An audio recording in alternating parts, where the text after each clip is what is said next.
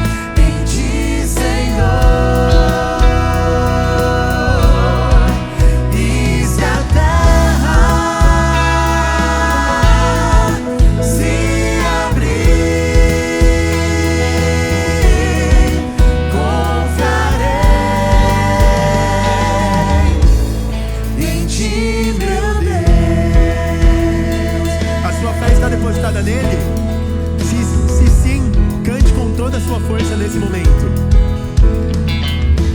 És o meu refúgio, és o meu refúgio, minha fortaleza, meu socorro eterno, és o meu abrigo. As mulheres começam agora, vamos lá? és meu refúgio, minha fortaleza, meu socorro eterno, és o meu abrigo. Quando o mar se agitar, confiarei em Ti, Senhor. E se a terra se abrir, confiarei em Ti, meu Deus. Eu quero ouvir a igreja agora, vamos lá?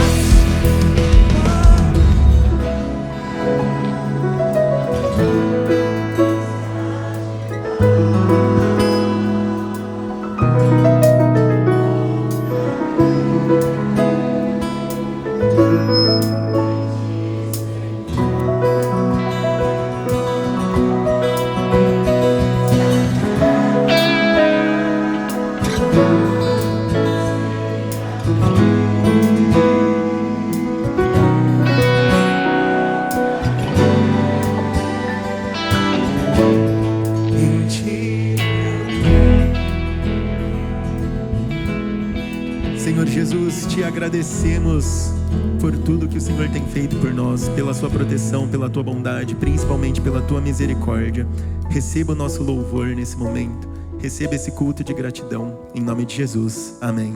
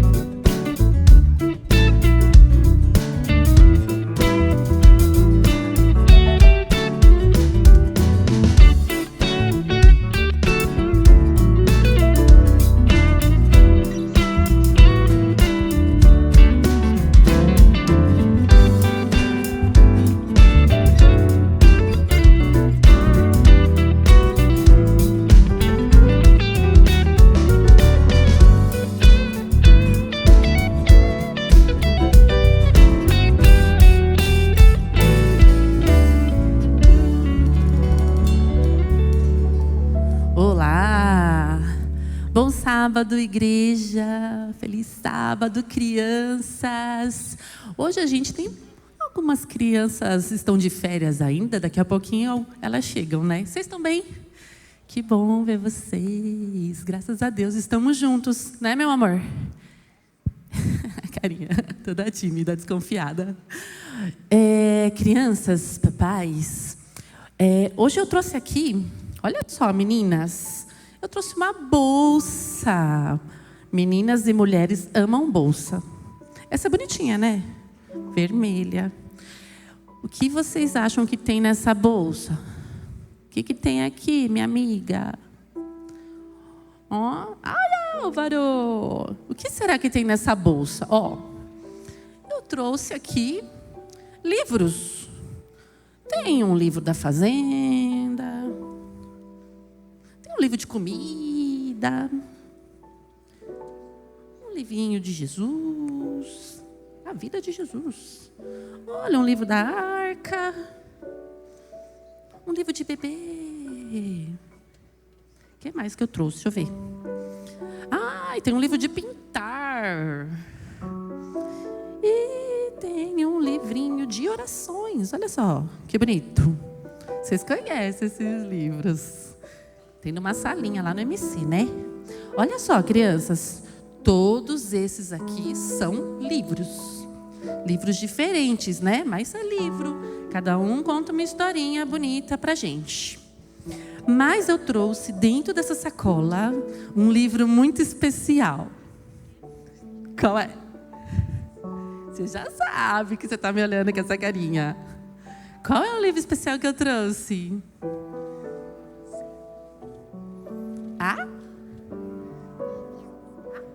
Bíblia. Bíblia. Ela é um livro especial. Tem a Bíblia para os adultos, né? E tem assim também, olha, para as crianças, com uma linguagem que a criança entende melhor, né? Você está com uma Bíblia aí?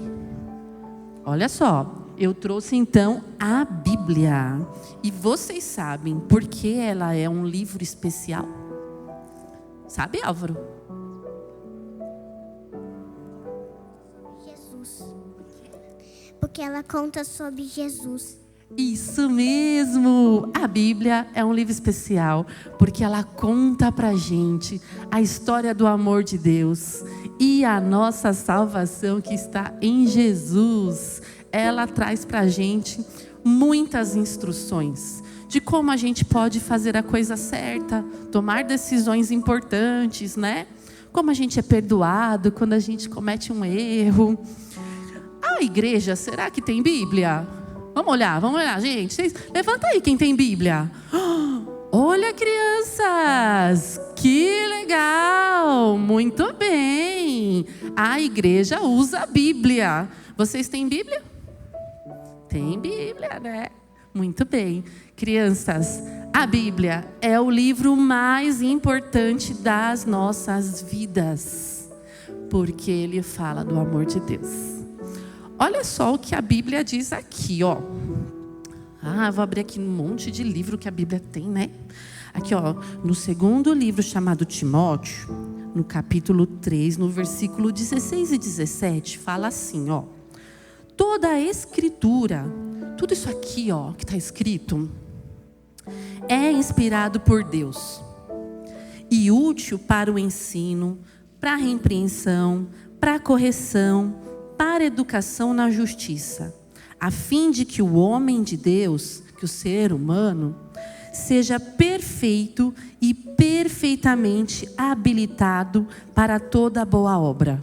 O que está dizendo aqui é que ela é escrita por homens bons, que Deus orientou a escrever. Tudo que está aqui, cada letrinha, foi Deus que disse, coloque. Por isso que ela é inspirada por Deus. E ela nos instrui, ela nos ensina a fazermos coisas boas. Né? Não é legal? Então a gente começa o ano falando sobre o livro mais importante das nossas vidas, que tem que caminhar com a gente juntinho todos os dias. Dá uma olhadinha aqui, ó. Dá uma estudada, ouve a voz de Deus. E vocês, crianças, também. Olha, meu amigo! Vem me dar um abraço. Tudo bem, Lu? Então, todos os dias desse ano, vamos começar assim, estudando a Bíblia, ouvindo a palavra de Deus, ok? Depois eu te conto o resto, tá bom? Vamos orar então, crianças? Vamos orar? Como que é? Posição para a oração. Querido Deus e eterno Pai, eu te dou graças pela Bíblia, que é a tua palavra. Obrigada, Senhor, porque ela nos ensina. Querido Deus, por favor, nos ajude a aprender sobre ela e a seguir a vida de uma maneira que agrada o teu coração. É em nome de Jesus que nós oramos. Amém.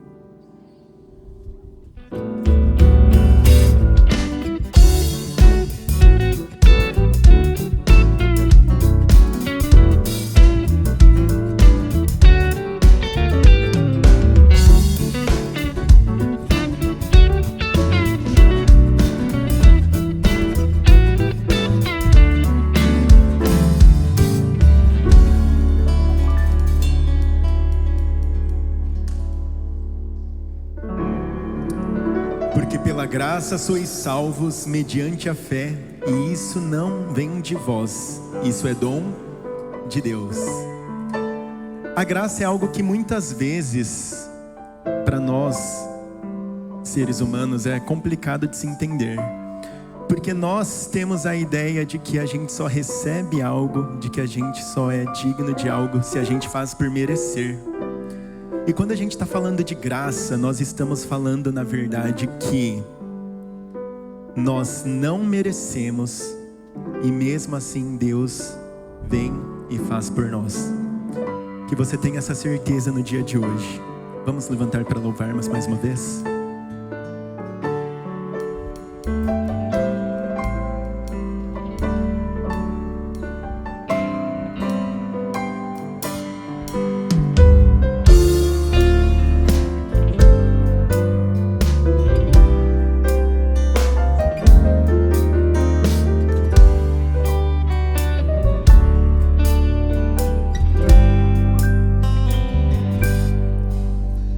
A graça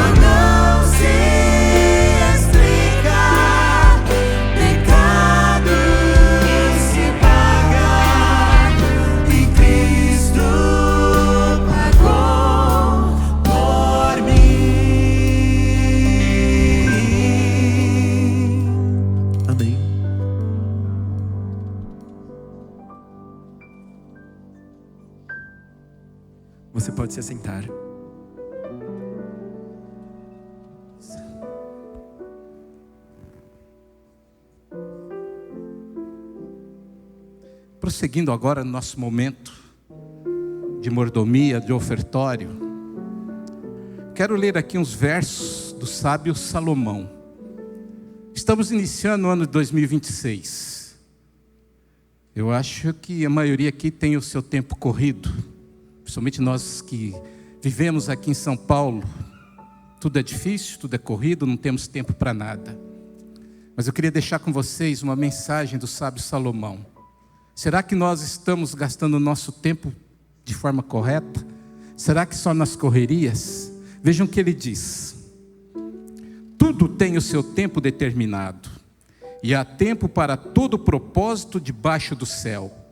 Há tempo de nascer e tempo de morrer, tempo de plantar e tempo de arrancar o que se plantou, tempo de matar e tempo de curar, tempo de derrubar e tempo de construir, tempo de chorar e tempo de rir, tempo de prantear e tempo de saltar de alegria, tempo de espalhar pedras e tempo de ajuntar pedras, tempo de abraçar e tempo de deixar de abraçar, tempo de procurar, tempo de perder, tempo de guardar, tempo de jogar fora, tempo de rasgar e tempo de costurar, tempo de ficar calado e tempo de falar, tempo de amar e tempo de odiar, tempo de guerra e tempo de paz. Eclesiastes 3, 1 a 8. Que sábias palavras. Você, como servo de Deus, mordomo de Deus, como está usando o seu tempo? Você diz sempre: eu não tenho tempo. Eu não tenho tempo para isso, eu não tenho tempo para aquilo. Eu não tenho tempo de estudar a Bíblia. Não tenho tempo de estudar a minha lição. Eu não tenho tempo para ter comunhão. Mas você tem tempo para tudo. Para o seu trabalho, para a sua diversão. E você tem até tempo de fazer o seu trabalho aqui na igreja. Mas não tem tempo de estar com Deus. Pense nisso, reflita.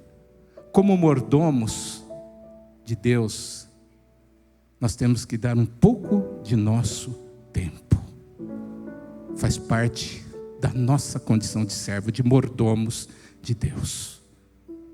Neste momento nós teremos a oportunidade de devolver um pouco daquilo que Deus nos deu. Temos aqui as caixas no meio da igreja.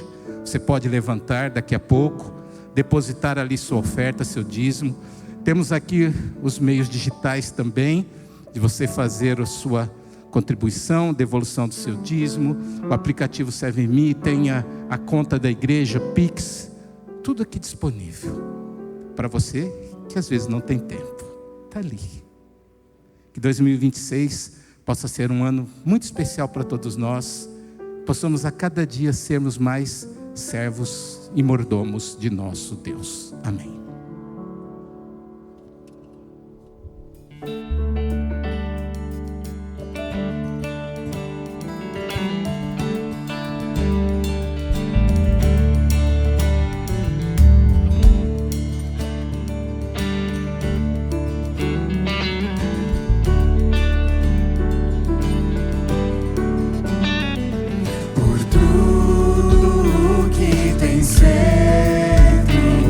Por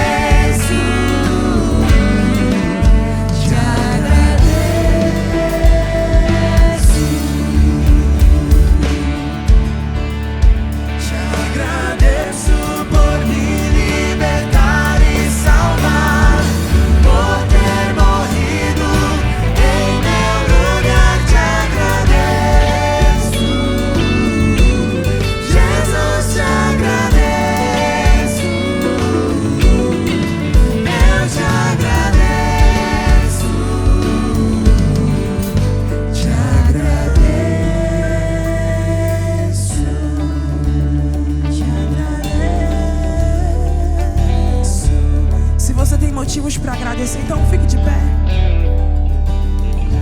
Mais um ano se findou, estamos aqui no recomeço. Hoje eu vejo aqui muitos rostinhos novos, de pessoas que talvez eu não conheça, pessoas que eu queria conhecer pessoalmente, que estão aqui hoje. Eu estou muito feliz por ter vocês aqui.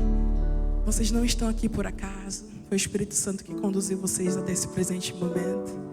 Então, por favor, olhe para a pessoa do seu lado aí e fale: que bom que você está aqui.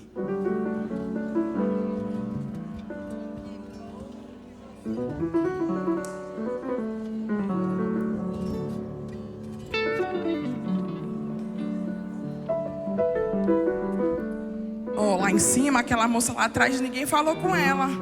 Alguém vai lá falar com ela, por favor? Tô de olho. Pode parecer comum, mas eu queria que esse momento todo mundo recebesse aí um aperto de mão, um abraço, uma fala, porque muito em breve nós estaremos face a face com Cristo. Nós estaremos face a face com Jesus. Eu acho que só vocês entenderam o que eu falei, rapaz. Eu vou falar de novo. Porque muito em breve nós estaremos face a face com Cristo. Oh, glória! Agora essa igreja está acordando. Muito em breve nós estaremos face a face com o nosso Salvador. Quem almeja esse momento? Quem anseia por esse momento? Eu acho que aqui na terra nós nos preparamos para esse momento, para nos encontrar com Ele. E essa música que nós vamos cantar agora fala exatamente isso. Então eu quero que você vire para a pessoa do seu lado de novo e fale assim: eu quero te ver no céu.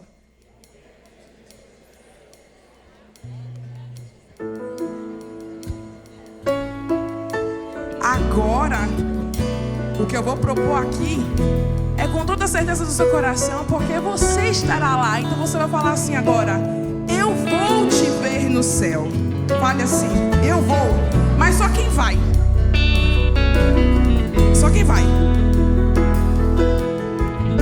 Amém. Que muito em breve, eu sei que esse dia está perto. Eu vou olhar no rostinho de vocês e vou falar: ó, você se lembra daquele dia? Eu tô te vendo aqui. Eu tô te vendo no céu. Vamos louvar.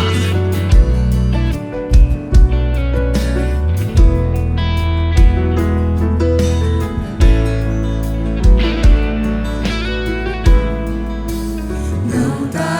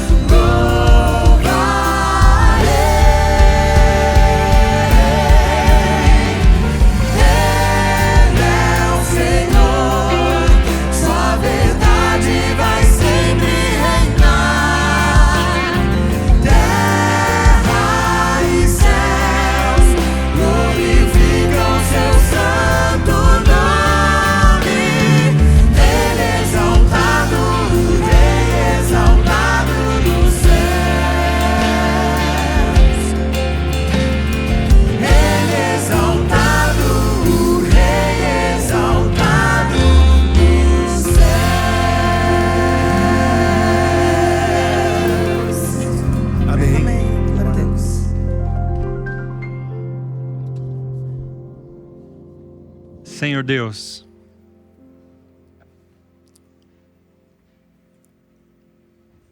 Senhor Deus, obrigado pela igreja, um lugar que é chamado casa de oração, mas que também temos vivido a oportunidade de chamá-la casa de louvor. Louvor ao único Deus, ao único Senhor, exaltado entre as nações, glorificado em nosso meio. Obrigado pelo mover do Espírito. Obrigado porque o Senhor se faz presente na Assembleia dos Santos. Louvado e glorificado seja o teu santo e bendito nome.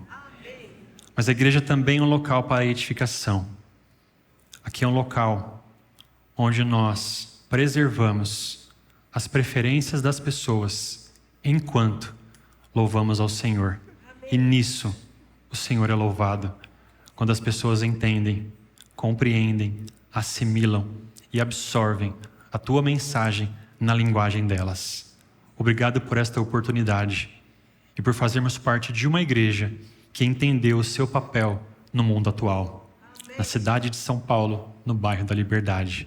Louvamos ao Senhor por isso e pedimos mais uma vez que o Senhor abra o nosso coração e dê a nós a beleza do teu evangelho, em nome de Jesus. Amém. Podem se assentar. Obrigado pela sua companhia nesse sábado, dia 10 de janeiro. Que bom que você está aqui. Eu sei que algumas pessoas que aqui estão não pertencem à nossa comunidade, mas está na hora de pertencer. Se você está aqui a passeio, se você mora em outra cidade, acompanhe a gente pelas redes sociais, pelos nossos canais no YouTube ou no Instagram. Mas se você mora aqui em São Paulo, eu te convido a fazer parte deste lugar, porque aqui realmente é muito especial. E é bom tê-lo aqui nesta manhã. Eu vou pedir que o meu pessoal da mídia projete para mim uma foto. Se você olhar bem para essa foto, principalmente ao fundo dela, você consegue identificar de qual história esta foto se trata. Davi e Golias. Você sabe que este que está aqui atrás é o meu filho. Na verdade está à minha direita. Mas aqui atrás foi uma foto que ele mesmo produziu com o uso da IA. Ele pegou o meu tablet e ele pediu que o Gemini fizesse uma foto para ele.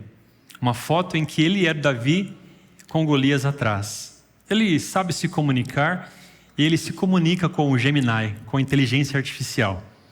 Ele construiu esta foto porque esta história preencheu a infância dele até os 3 anos.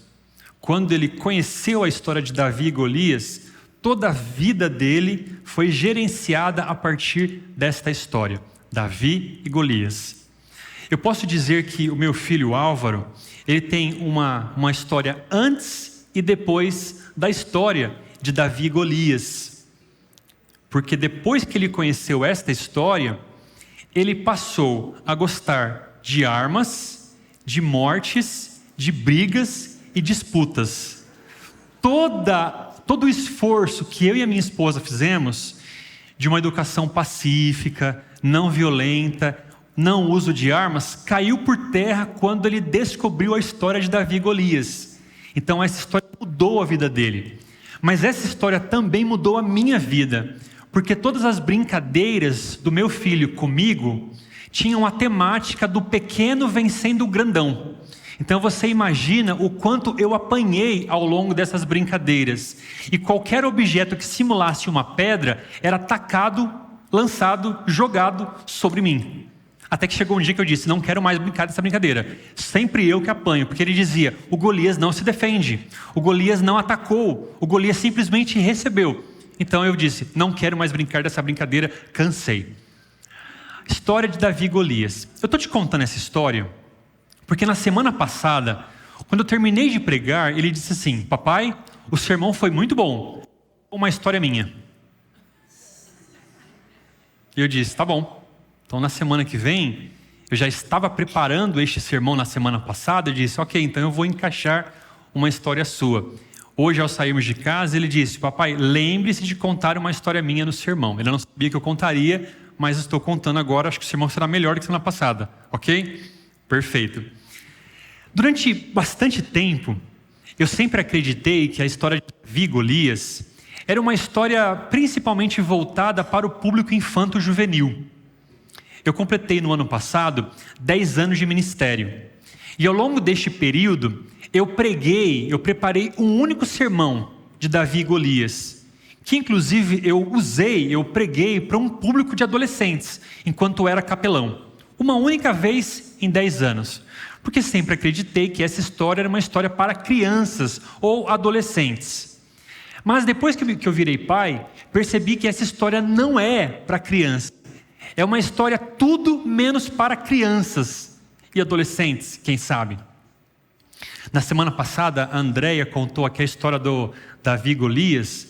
E ela contou de uma forma que deve ser contada para as crianças, omitindo alguns detalhes que as crianças não deveriam saber. Cadê? Obrigado, Andréia. Foi ótimo. Inclusive, a Andréia é a nossa líder de aventureiros. Se você ainda não se inscreveu para o clube, faça isso. Se você quer ser voluntário do clube, faça isso, ok? Então, eu sempre acreditei que essa história não era para crianças. Mas nas últimas férias, essa história ela me incomodou. E eu fiquei pensando sobre ela. Comecei a rascunhar alguma coisa sobre Davi e Golias enquanto ainda estava de férias. Na semana passada, a ideia é que a história das crianças combinasse com o sermão. A culpa foi minha. A história foi contada, mas como o sermão não estava pronto, eu infelizmente não consegui trazer. Hoje, não está pronto ainda, mas eu tinha que trazer. Mas o ponto aqui é que eu comecei a pensar que essa história, talvez, ela pudesse conversar com a gente, adultos. Mas para isso, ela tinha que conversar de uma forma diferente. Porque se a gente olha para Davi e Golias, naquele sentido de 6 lições para enfrentar os seus gigantes. Tem o seu lugar, tem o seu papel, mas eu acho que pode ser muito infantilizada a gente usar esse tipo de abordagem. 6 lições para ter a coragem de Davi. Cabe. Mas eu acho que a gente pode aprofundar um pouquinho mais na história e olhar para essa história de uma forma mais adultecida. É por isso que eu chamei o sermão de hoje, eu intitulei de Um Outro Olhar sobre Davi e Golias. Então eu peço que você abra sua Bíblia em 1 Samuel capítulo 17. 1 Samuel capítulo 17. Como eu disse, eu não terminei. Falei para o pastor André, que manda um abraço para vocês, que quase me arrependi de ter escolhido essa história, tal a complexidade deste capítulo. Não imaginava. Mas espero poder contribuir com a sua jornada hoje. 1 Samuel, capítulo 17.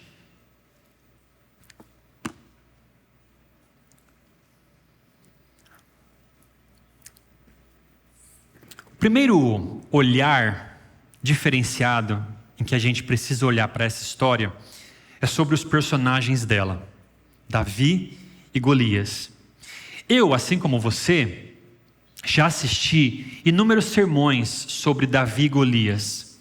E me chamava a atenção que enquanto o orador trazia Davi e Golias, havia uma ênfase bastante exagerada em torno de Golias. Uma descrição onde enfatizava-se a sua armadura, o material dela, a altura. E quando chegava na descrição de Davi, era uma descrição bastante minimalista. Então, uma descrição bastante exacerbada de Golias e minimizada de Davi. Uma ênfase exagerada em Golias. Mas eu olhei essa semana e percebi que na língua portuguesa, na Bíblia nossa, traduzida para o português, nós temos exatamente 4 versos que descrevem Golias, os versículos 4 ao 7, olha na sua Bíblia aí, e nós temos 4 versos que descrevem Davi, os versos de 12 a 15. 4 versos para Golias, 4 versos para Davi, exatamente o mesmo número de versos. No hebraico, o autor usou 52 palavras para descrever Davi e 47 palavras para descrever Golias. Então, se a gente for considerar de forma séria, de forma adulta, o texto bíblico, o autor não enfatiza tanto Golias como geralmente fazemos. Ele dá uma ênfase maior para Davi. Ele descreve com mais detalhes a pessoa de Davi. Sim, ele descreve, sim, ele é exaustivo, sim, ele é redundante, sim, ele exagera também as características de Golias. Mas se formos considerar, a ênfase maior está sobre Davi. Ok, se você perceber nestes 4 versos de Golias, 4 versos de Davi, há um contraste sutil, uma diferença entre a descrição de um para com o outro. Golias é descrito em termos da sua armadura, em torno do que ele conquistou, de forma manufaturada. Golias é descrito em torno do que ele tem. Davi é descrito em torno do que ele é. Microfone novo, então pode trazer alguns ajustes. Davi é descrito em torno de onde ele vem, do lugar em que ele pertence, o seu local de origem. Davi é descrito em torno da sua família. E aqui vem a primeira ideia relacionada a estas 2 descrições. Lembrem-se, nós estamos olhando Davi e Golias sob uma outra ótica, um outro olhar, perfeito? Então, a família fala mais sobre você do que as suas armaduras conquistadas. Aquelas conquistas que você tem, as armaduras que você coloca diante de si, não falam tanto de você quanto a família de origem, quanto a família a qual você pertence. A sua família fala mais sobre você do que as armaduras conquistadas. Eu chamei o perfil de Golias do perfil do LinkedIn. E o perfil de Davi, o perfil da mesa de jantar. O perfil do LinkedIn é aquilo que você faz. Gente, me ajuda aqui com o microfone. Se eu estiver fazendo alguma coisa errada, me ajuda aí. O perfil do Golias é o do LinkedIn, aquilo que você faz. O perfil do Davi, da mesa de jantar, quem você é. O perfil do LinkedIn são as armaduras. São as armaduras que usamos, as armaduras as quais usamos para nos apresentar para o mundo, para nos proteger da irrelevância.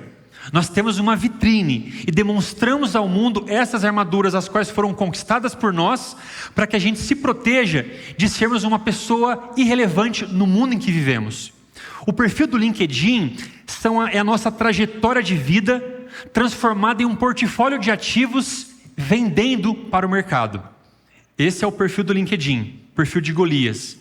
O perfil do Davi, da mesa de jantar, é o perfil em que a gente se despe das nossas armaduras e a gente demonstra às pessoas quem nós realmente somos. O perfil da mesa de jantar não é o perfil ao qual eu faço um esforço para pertencer. Eu sou convidado. E a minha presença é o que realmente importa. Não o que eu fiz, não as minhas conquistas, não o meu currículo, mas quem eu sou. E a minha presença ela é importante por estar ali simplesmente pela presença. O perfil da mesa de jantar é o perfil em que a nossa fome, porque a mesa é um local de fome, a nossa fome fica evidente. Ou seja, as nossas vulnerabilidades, as nossas fraquezas na mesa ficam demonstradas. A gente gosta de dizer que somos de Davi, que somos do time de Davi. Mas a gente opera e somos obrigados a operar na lógica do mercado com o perfil de Golias. E é relativamente fácil nos vendermos.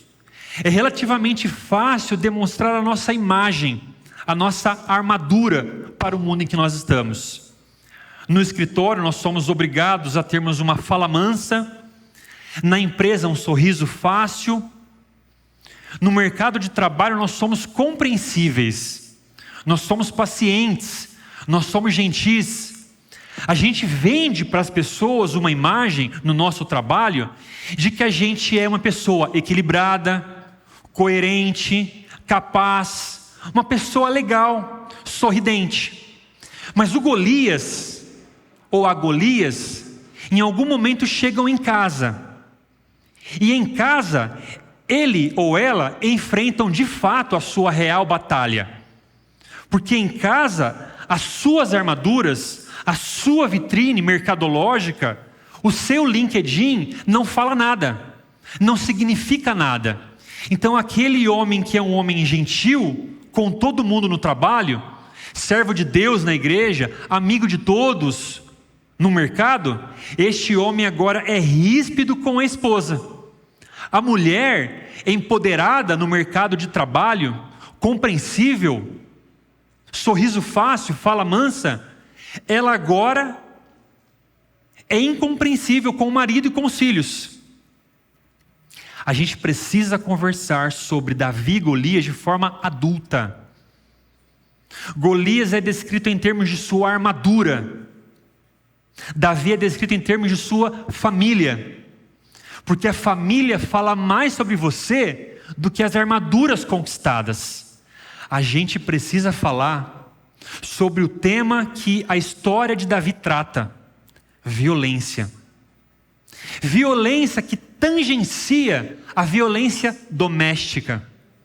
Quando nós encontramos aqui a conversa de Davi com o seu irmão, tangencia o ponto da violência doméstica, violência psicológica, e que caminha para uma violência física.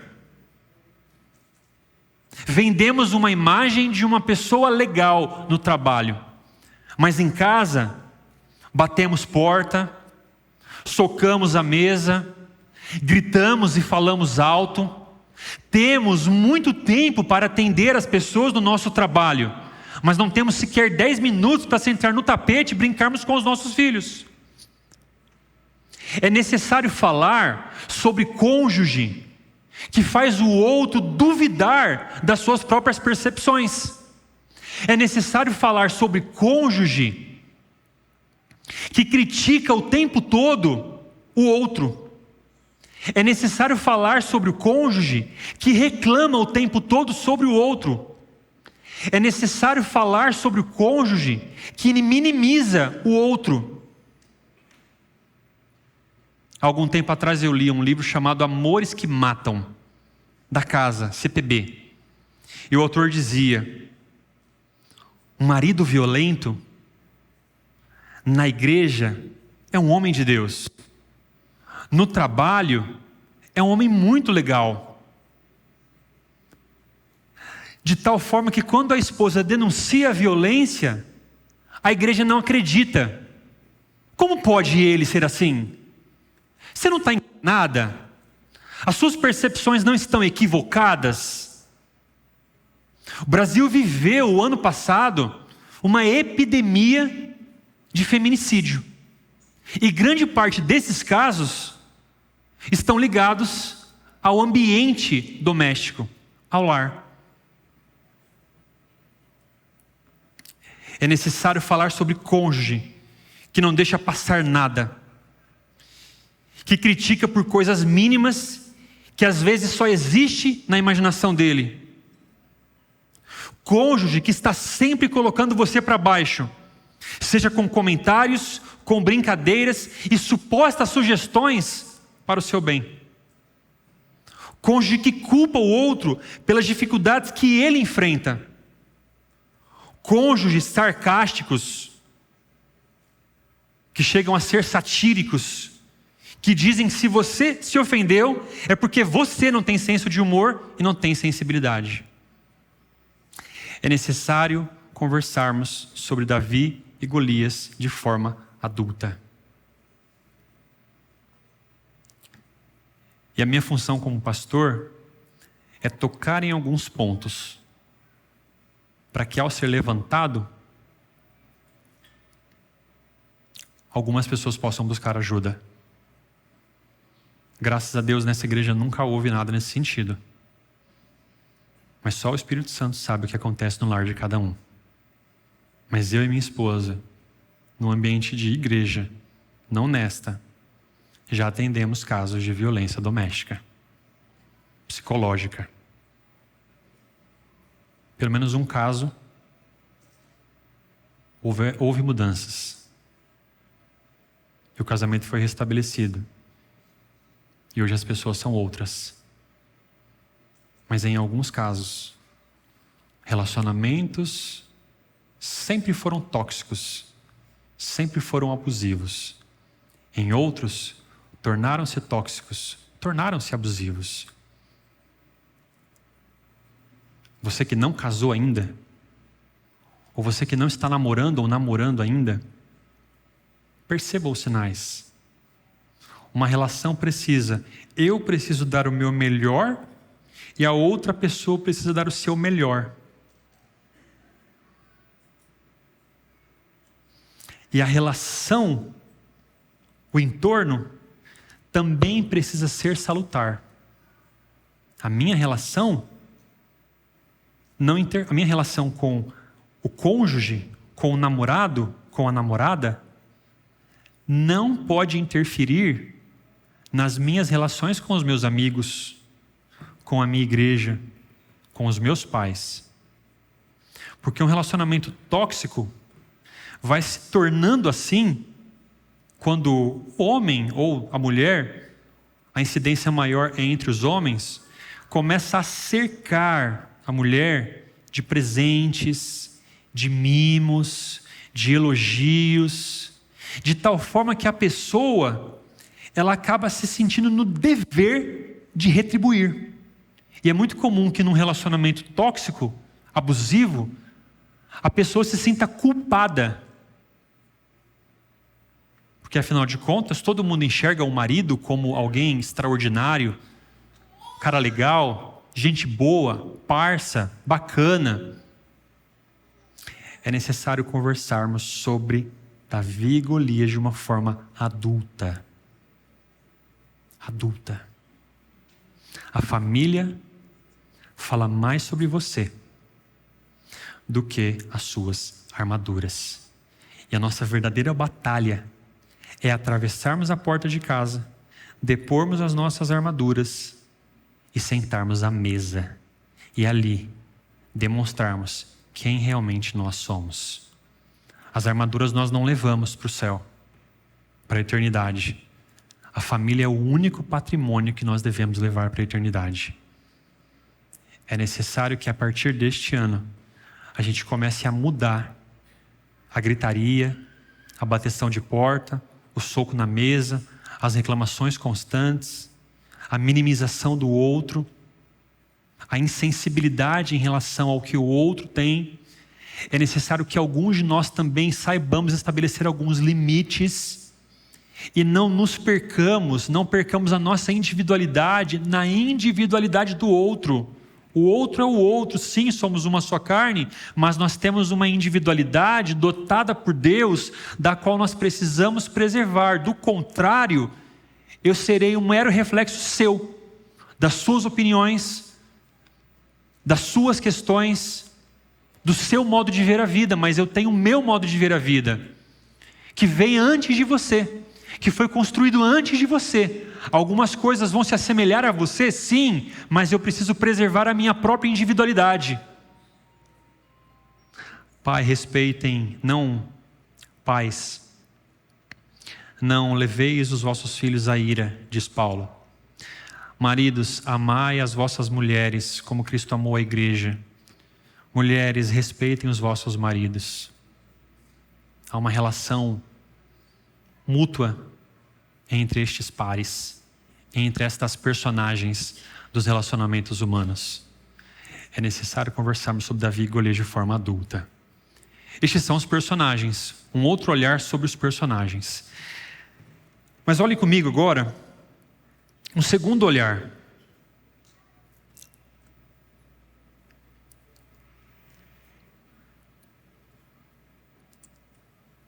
Um olhar sobre a natureza dessa batalha. Nós conversamos sobre os personagens. Nós vimos que Davi é descrito em termos de sua família, Golias descrito em torno da sua armadura, das suas conquistas. E a batalha em si? Vamos falar sobre a batalha, sobre um outro olhar a partir desta batalha.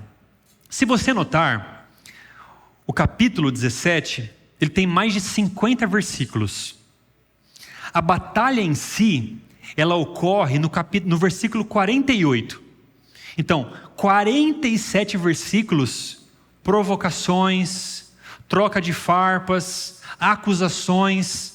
A batalha em si, ela acontece no versículo 48 e ela dura 2 versículos. Então, Davi e Golias saem no soco no versículo 48. E essa briga entre eles, essa disputa entre eles, dura 2 versos, 48 e 49. Você lembra da luta do Popó e do Vanderlei Silva? Ao longo de várias semanas, trocando acusações, criando uma expectativa no público, de repente, quando a luta finalmente acontece, a luta que deveria durar 8 rounds, dura apenas 4. A luta começou e logo terminou. A luta do Davi e do Golias é semelhante do Popó e do Vanderlei Silva. Apenas 2 versos. Então, ao longo de 47 versos, nós encontramos aqui uma guerra, mas não uma guerra física, uma guerra de palavras, uma disputa não de soco, mas uma disputa de ideias, uma batalha de narrativas. E qual é a narrativa de Golias? Qual é a narrativa de Davi? Lembrem-se, precisamos conversar sobre Davi e Golias de uma forma adulta. Qual é a batalha? Qual é a narrativa? O discurso de Golias? Qual é o discurso de Davi? Para a gente entender e mensurar qual é o discurso de Golias, a gente precisa gastar um tempinho na sua armadura. Abra sua Bíblia aí, 1 Samuel 17, versículo 4. Vejam que o autor Samuel, enquanto descreve a figura de Golias, ele é muito exagerado e redundante em falar sobre o tal do bronze. Então, a armadura era de bronze, a couraça eram escamas de bronze, o capacete era de bronze, o dardo era de bronze, a caneleira era de bronze. A minha professora, Dona Rosinha, de gramática, lá no ensino médio, se ela olhasse para isso, ela riscaria, colocaria de caneta todas as palavras bronze, porque é uma redundância. No português, bronze, bronze, bronze, bronze, bronze, é uma redundância. Mas na língua hebraica, quando é colocado essa ênfase no bronze, essa repetição constante, o autor está usando um recurso estilístico para dizer: eu quero que você preste atenção no material que ele está colocando, que ele usa na sua armadura. Ok, mas o que tem a ver o bronze? Na Bíblia, no contexto bíblico, o bronze, ele faz uma referência à serpente. Inclusive no Oriente Médio, a víbora, ela não é negra. A víbora, ela é bronzeada, ela é uma cor de bronze. Então, a serpente faz uma associação com o bronze. Inclusive, na língua hebraica, a raiz da palavra bronze e a raiz da palavra serpente é a mesma. Ambas vêm de uma mesma raiz. Então, o autor está dizendo que Golias, na verdade, era um gigante serpente. Golias era uma personificação da serpente. Golias era um grande dragão. De tal forma que a luta com Golias é um símbolo da luta contra o pecado. A luta com Golias é um símbolo da luta contra o pecado. Então, qual é o discurso de Golias? Versículo 8, Golias parou e gritou para as tropas de Israel: não sou eu filisteu e vocês servos de Saul? Aqui há uma questão de filiação. Se você é o filho de Deus, atira-te daqui abaixo. Se você é o filho de Deus, faça isso ou faça aquilo. Prove que você é o filho de Deus. Uma questão de filiação. Versículo 9, se ele puder lutar comigo, aqui é uma questão de vença o pecado pelo seu esforço próprio, vença o pecado pelos seus méritos, vença o pecado pela sua força. Você consegue vencer, você tem capacidade para vencer. Vença o pecado pelos seus méritos. Versículo 9, mas no finalzinho: vocês serão os nossos servos e nos servirão. Então vença o pecado pelos seus próprios méritos, mas se você falhar, você vai nos servir. Essa é a condição miserável do ser humano. Miserável homem que sou, quem me livrará do corpo desta morte? A miséria do pecado é nos escravizar para ele. É o discurso legalista da serpente. Prove que você é suficiente. Vença com a sua própria força. Mas se você falhar, será meu escravo. É um discurso antropocêntrico. O pecado propõe diante de nós uma luta. Vença-me. Use toda a sua força, o seu intelecto.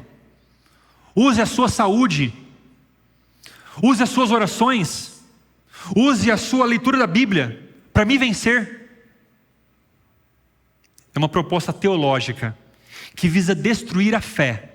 É uma disputa de narrativas, de crenças, de ideias. Uma disputa que destrói a fé antes de destruir todo o corpo. Qual é a consequência desse discurso? Versículo 11: quando Saul e todo Israel ouviram estas palavras, ficaram assustados e com muito medo. Verso 24: todos os israelitas, vendo aquele homem, fugiam dele com muito medo. O medo aqui não é o medo do pânico, da correria. O medo descrito aqui é o medo que quebra você por dentro. É o medo que paralisa porque desmontou algo aqui dentro de você. É o medo que você não diz assim: estou com medo, estou assustado. É o medo que você diz: não sei mais o que fazer. Você olha para a situação, calcula, avalia e percebe: não há mais o que fazer, não tem o que fazer. Em algum momento você chega a esse medo e diz: eu não tenho mais o que fazer em relação ao meu pecado. Já tentei, já me esforcei, disse que não iria fazer mais e continuo fazendo. Eu cheguei a uma situação em que eu não sei mais o que fazer. Eu estou deitado, eu não quero sair de casa, eu não quero sair do sofá, eu não quero fazer mais nada porque me venceu de tal forma. Eu avaliei, calculei e encontrei que eu não consigo, não tenho forças para isso. É o discurso antropocêntrico que ainda permanece na igreja atual. De que a gente pode vencer o pecado com as nossas próprias forças.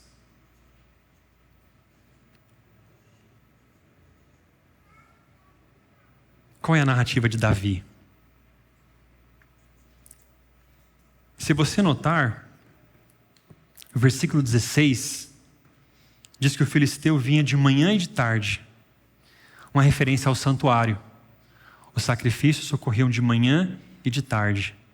Então Golias vinha na mesma hora do sacrifício para impedir que essas pessoas estivessem ligadas a Deus. Ele fomentava sobre elas uma crença que produzia medo. E elas se desligavam de Deus. Deveriam estar conectadas com Deus no momento de maior prova, mas estavam desconectadas. Justamente porque davam ouvidos às crenças de Golias, as palavras, a narrativa de Golias. Saul poderia enfrentar Golias, porque Saul, de acordo com o texto bíblico, era o homem mais alto de Israel. Então ele teria condições de enfrentar Golias. Mas afastado de Deus, assolado pelo seu próprio medo, desligado de Deus, sendo perturbado pelos seus próprios pensamentos, pelas suas crenças limitantes, ele não tinha condições de enfrentar. O filisteu vinha de manhã e de tarde, apresentando-se durante 40 dias. Verso 17, Davi entra na história. Davi é descrito no verso 12, mas ele entra na história no verso 17, logo após essa apresentação diária de Golias. A partir daqui, é Davi quem manda toda a narrativa.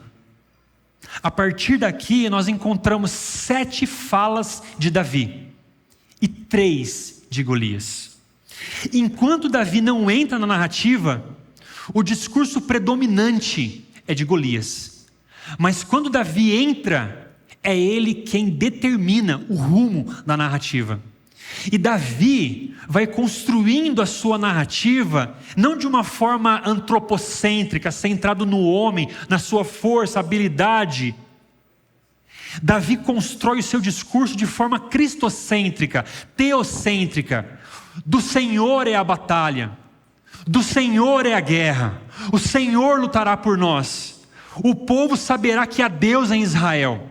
Inclusive no seu último discurso, 3 versos, ele usa 7 vezes a palavra Senhor.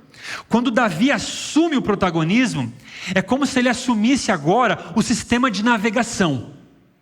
Há um barco, o barco de Israel, ele está à deriva, porque à frente há uma tempestade. A fala de Golias, o discurso de Golias, é uma tempestade psicológica que invade de medo os israelitas. E o barco está ali. Quando finalmente Davi assume o timão, assume o barco, ele muda, ele recalibra a espiritualidade daquelas pessoas que perderam o seu norte. E ele sabe que aquele barco vai avançar não somente com a força dos remos. Ele sabe que aquele barco vai avançar principalmente com os ventos que levam aquele barco. Os ventos do Espírito.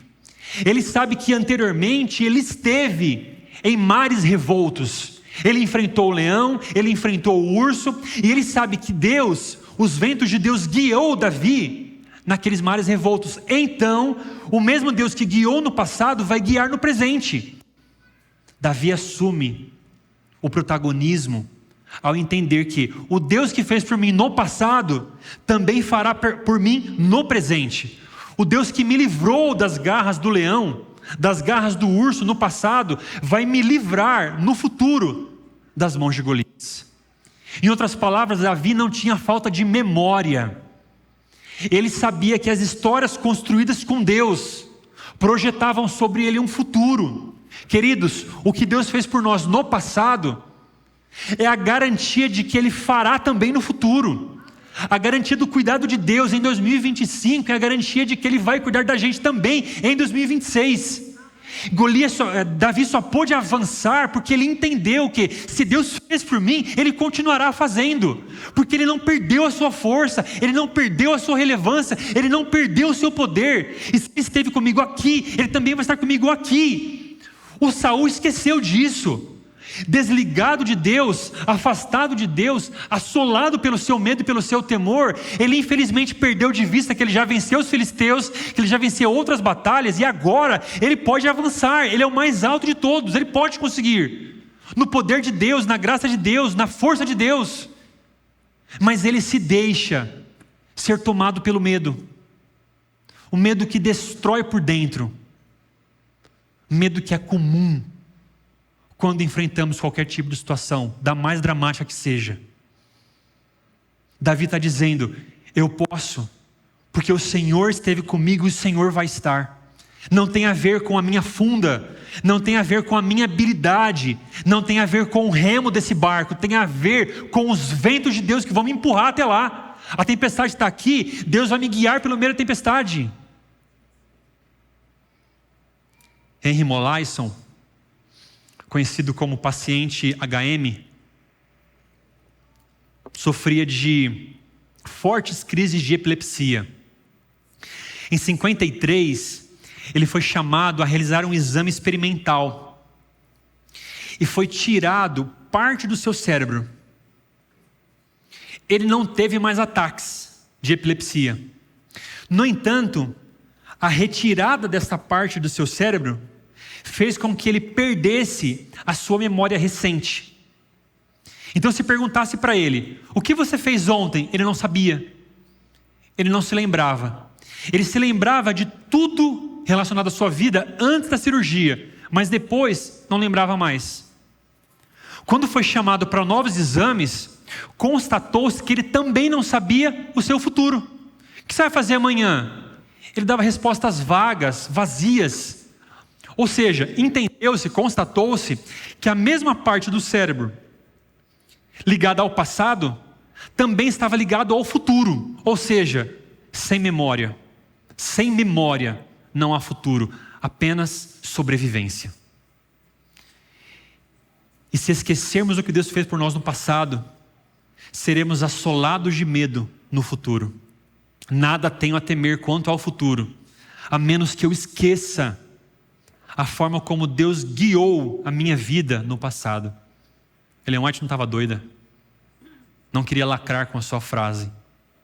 Ela era embasada cientificamente. Nada tenho a temer quanto ao futuro, a menos que eu me esqueça do que Deus fez por mim no passado. Davi pôde avançar, porque ele colocou diante de si não um discurso antropocêntrico, centrado em si mesmo ou em suas habilidades. Ele sabia que tinha uma parte a desempenhar. O Golias não cairia sozinho. Ele pegou a sua funda E como a velocidade, a arqueologia diz que a velocidade chegava a 35 metros por segundo, o impacto de uma bala calibre 45, ele lançou essa pedra. Mas ele sabia que o gigante cairia pelo poder de Deus, não dele ou de suas habilidades. É necessário olhar para a história de Davi e Golias de uma forma adulta. E é necessário deixarmos os nossos medos infantis e assumirmos o protagonismo de quem entende que o Deus que esteve no passado também vai estar conosco no presente. Quando o medo invadir você e destruir você por dentro, lembre-se, os ventos de Deus já guiou você por mares revoltos e vai continuar guiando você por mares ainda piores. O que Deus fez no passado é a garantia de uma projeção futura. E por fim, queridos, um terceiro olhar sobre Davi e Golias é sobre como que essa história se aplica a nós.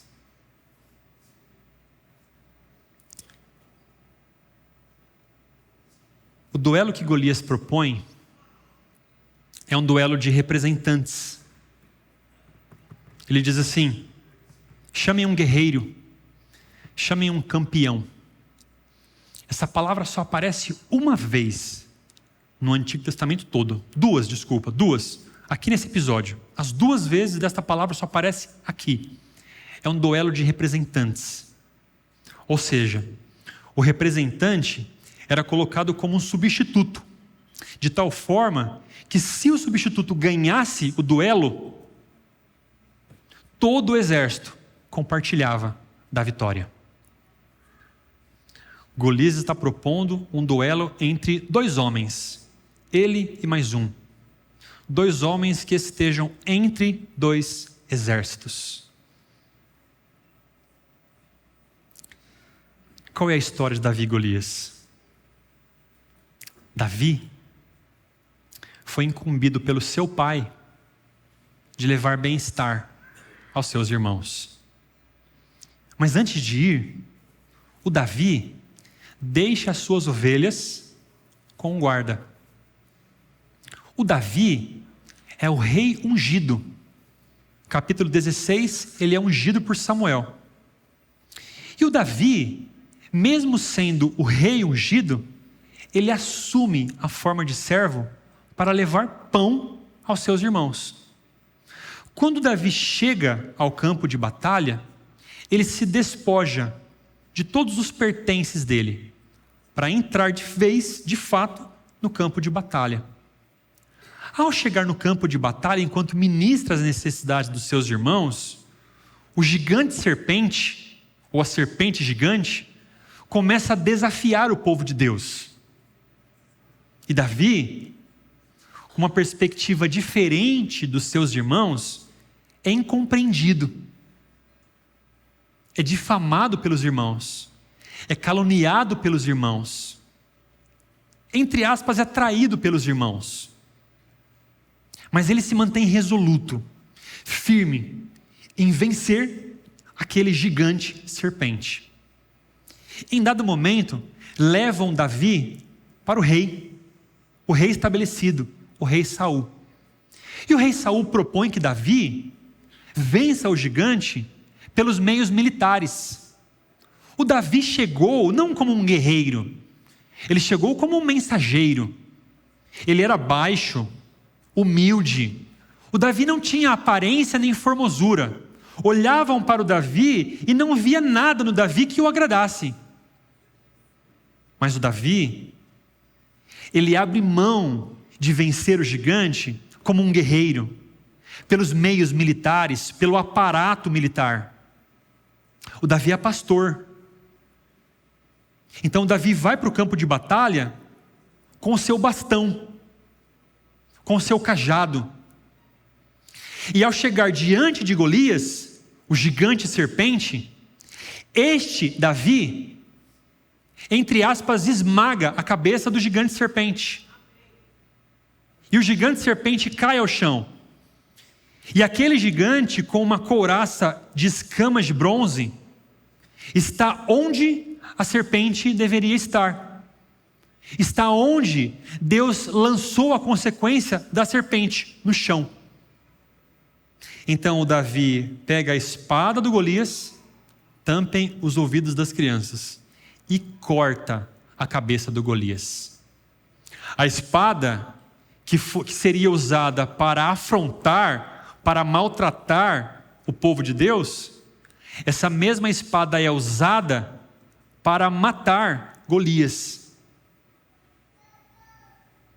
Muitas vezes as coisas que Satanás usa para o nosso mal, Deus usa e transforma isso para o nosso bem. Então essa história, ela fala de Jesus. Você não é o Davi. E os seus problemas não são o gigante. Eu e você, nós somos o Israel amedrontado no vale, acompanhando cada detalhe dessa batalha.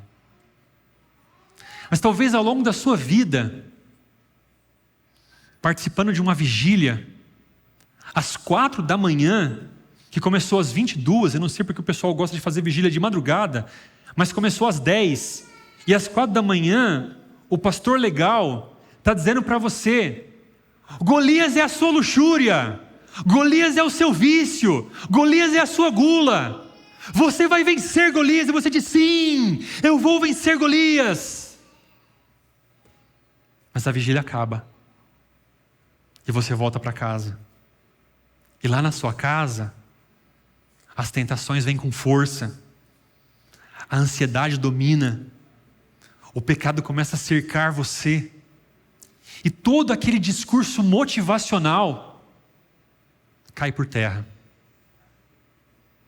Deus não nos enviou um líder de torcida, Deus nos enviou um herói, que lutou por nós, e graças à sua vitória, nós somos vitoriosos. E quando Ele compartilha com você a vitória dEle, você é justificado. A história de Davi e Golias não é a minha história, não é a sua história. Davi é Jesus. Golias é o pecado. E só Jesus pode lutar, enfrentar e derrotar o pecado. E nós somos o Israel amedrontado que estamos acompanhando cada detalhe dessa batalha. Nós precisamos de um herói. E esse herói é Cristo. Um menino de Belém, enviado de forma humilde, enviado de forma desinteressante, enviado para o campo de batalha para derrotar a serpente, esmagá-la com os seus pés, ainda que sofresse uma ferida em seu calcanhar. Foi aquele que morreu por nós, e é aquele que compartilha a sua vitória com cada um de nós. Mas pastor, e as nossas lutas? E os nossos desafios? Como é que a gente faz? Abra sua Bíblia em Hebreus, e com isso eu quero terminar.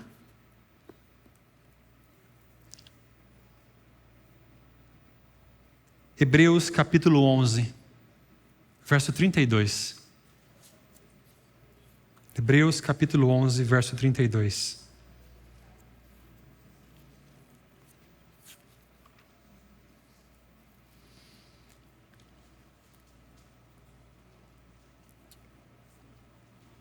E que mais eu direi? 11:32. Certamente me faltará tempo necessário para falar de Gideão, de Baraque, de Sansão, de Jefté, de Davi, de Samuel e dos profetas, os quais por meio da fé conquistaram reinos, praticaram a justiça, obtiveram promessas, fecharam a boca de leões, extinguiram a violência do fogo, escaparam de ser mortos à espada, da fraqueza tiraram força, fizeram-se poderosos na guerra, puseram em fuga exércitos estrangeiros, mulheres receberam pela ressurreição os seus mortos. Versículo 39, todos estes, mesmo tendo obtido bom testemunho por meio da fé, não obtiveram a concretização da promessa, porque Deus tinha previsto algo melhor para nós, para que eles, sem nós, não fossem aperfeiçoados. Portanto, também nós, visto que temos todos estes testemunhos, todos estes personagens, Davi e companhia limitada, visto que temos a nos rodear tão grande nuvem de testemunhas, livremo-nos de todo o peso e do pecado que tão firmemente se apega a nós e corramos com perseverança a carreira que nos está proposta. Olha para essa história e se desvincule do pecado. Como? Versículo 2, olhando firmemente para o autor e consumador da sua fé, Jesus, o qual em troca da alegria que lhe estava proposta, suportou a cruz, sem se importar com a vergonha, e agora está sentado à direita do trono de Deus. Portanto, pensem naquele que suportou tamanha oposição dos pecadores, que enfrentou o gigante serpente, para que vocês não se cansem, nem desanimem. Olha para a história de Davi e Golias e lembre-se que Jesus venceu o pecado. E porque Ele venceu o pecado, a gente pode continuar lutando contra os nossos vícios, contra as nossas manias, contra a forma insensível que tratamos os outros, contra a nossa luxúria, contra a nossa gula e todo o restante. Não sei qual é o seu problema, eu sei qual é o meu. Olha para essa história. E lembre-se que assim que Davi venceu Golias, o que foi feito em seguida? O que foi feito em seguida? O que foi feito em seguida? Todo o exército de Israel avançou sobre os filisteus. Então sim, você vai lutar contra os seus filisteus. Você vai lutar com as suas guerras. Mas lembre-se que a sua vitória já está garantida. Não há acusação para aqueles que estão em Cristo Jesus. Não há condenação para aqueles que o aceitaram. Nós seguimos um Deus que é vitorioso e compartilha a sua vitória conosco. O pecado já está derrotado. A maldade já tem os seus dias contados. Os espartanos, que eram o exército mais poderoso da antiguidade, há um livro que descreve a atitude deles frente à guerra. Eles avançavam, porque o rei dos espartanos não estava atrás, conduzindo a guerra, como era comum na antiguidade. O rei dos espartanos estava à frente, não protegido por uma guarnição de soldados, mas à frente, com o peito aberto. E porque eles sabiam que o rei estava lutando por eles, por amor ao rei, eles lutavam juntos, eles avançavam, eles conquistavam.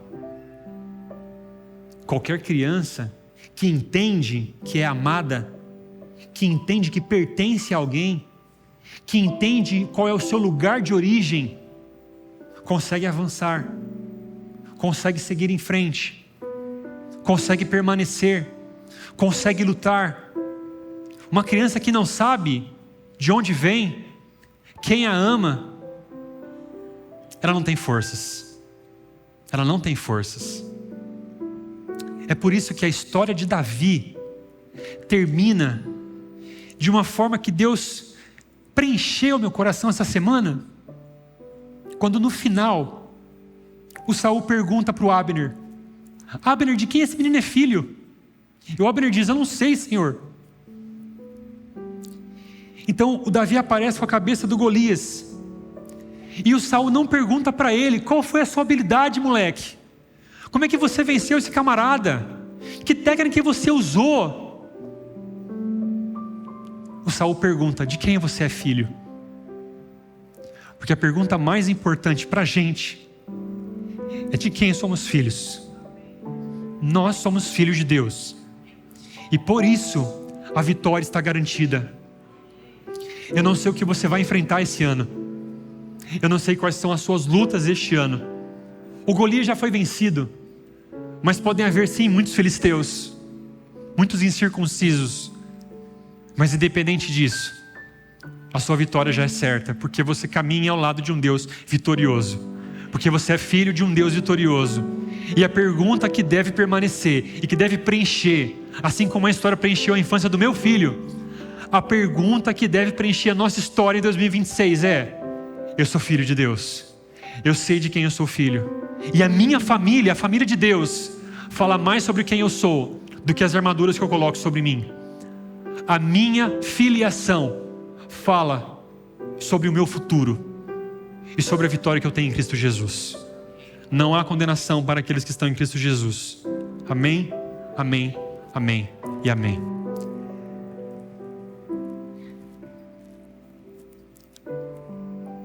Louvamos ao Senhor pela dádiva da vida eterna em Cristo Jesus. Só o Senhor nos conhece, Pai. Só o Senhor sabe e conhece os cantos mais escuros da nossa vida. Só o Senhor tem visto a forma como temos tratado a esposa ou o marido, os filhos. Só o Senhor vê que o nosso perfil não é um perfil de caráter, mas é um perfil de sobrevivência.